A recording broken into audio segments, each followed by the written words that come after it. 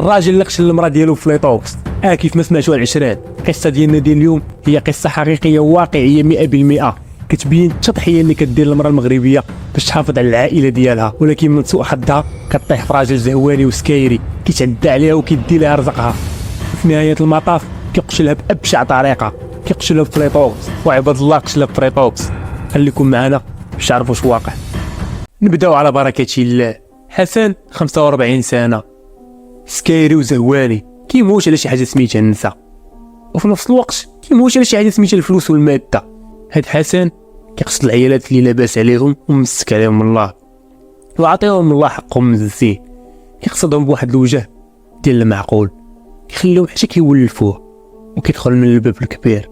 كيقصد الزواج، كيتزوج بهم وكيدي لهم رزقهم شويه بشويه حتى كيحلبهم مزيان، وكيبدا كينكد عليهم حياتهم ويبدا يعطيهم في العصا حتى كيوليو طالبين الثله بالعنب وبغاو الطلاق. وهادشي اللي باغي هو من الاساس كيطلقهم كيخرج رابح من هاد القضيه. هاد القضيه مسلكاه، واكل الغله وساب المله.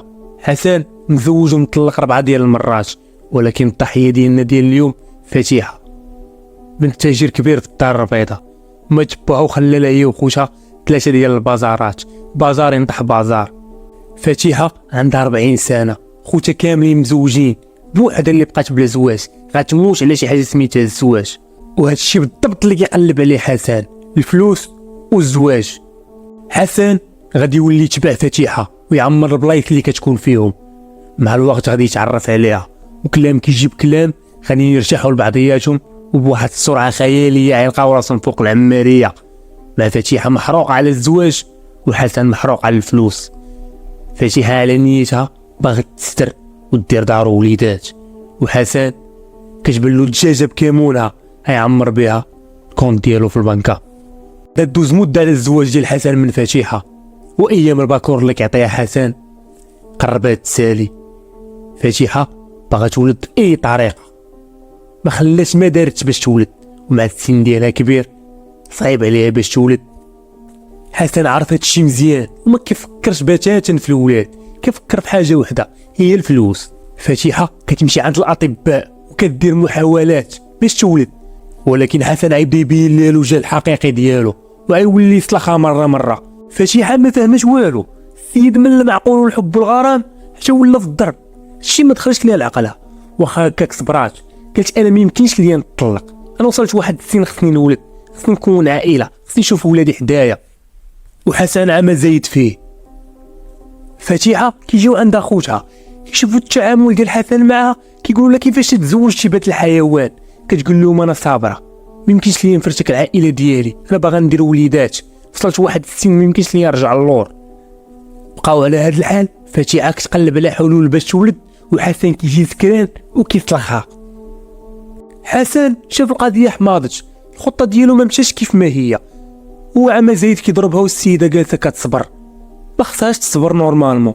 حسن راه خصو يطلقها، ولكن هي والو ما مفكاش، صابر على عائلتها حتى طاحت عليه واحد الفكره جهنميه باش يتفك منها. ما بغاش تطلق، ما نصيفطها للقبر. داكشي اللي كان. حسن عارف السيده كتقلب على الدوايات وكتشرب العشوب باش تولد. مشى خدا واحد القرعه دار فيها شويه د العشوب وشد فليطوكس مركز، وخويا كامل في ديك القرعه، زاد عليه شويه د الماء وخلطو مزيان وعطاها ليها.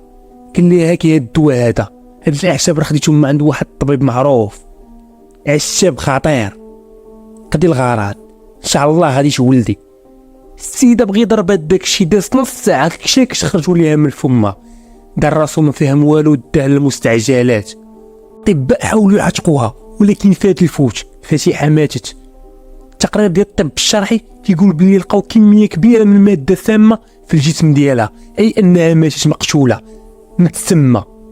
الملف دازت للبوليس، واول واحد شكوا فيه وعيطوا ليه هو حسن راجلها، حيت داروا التحريات ديالهم واكتشفوا باللي الجيران قالوا لهم باللي ديما كيصلحها وديما كيتعدى عليها وتزوج بها غير على ود الطمع، راه ما عندوش معاها.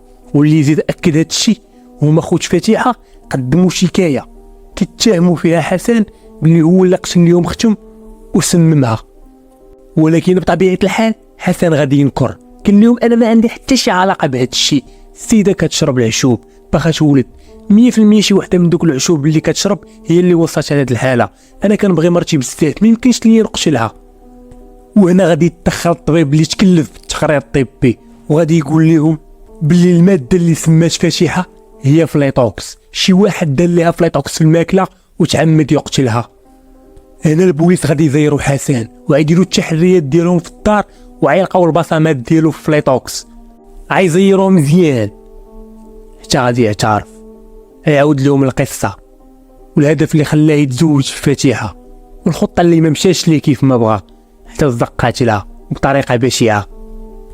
حسن المحكمه حكمت عليه ب30 عام ديال الحبس كامله يدوزها بين القضبان. واخا هكاك خوتها كيستانفوا وباغيين الحكم ديالو يزيد يطلع، ما كرهوش يضربوه بالمؤبد. رزاهم في اختهم اللي ما باغا والو من هاد الدنيا، باغي تكون عائله ويكونوا عندها وليدات يلعبوا حداها.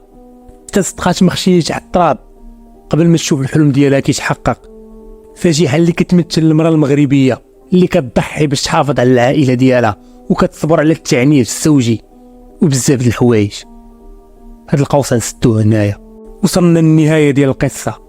انت ابو راس اللي كتسمعني، انت خلي معك ابوني ودعم القناه باش حنا نتموتيفاو نديروا لكم فيديوهات جداد. خلي معك شي جيم وبارطاجي وتهلاو.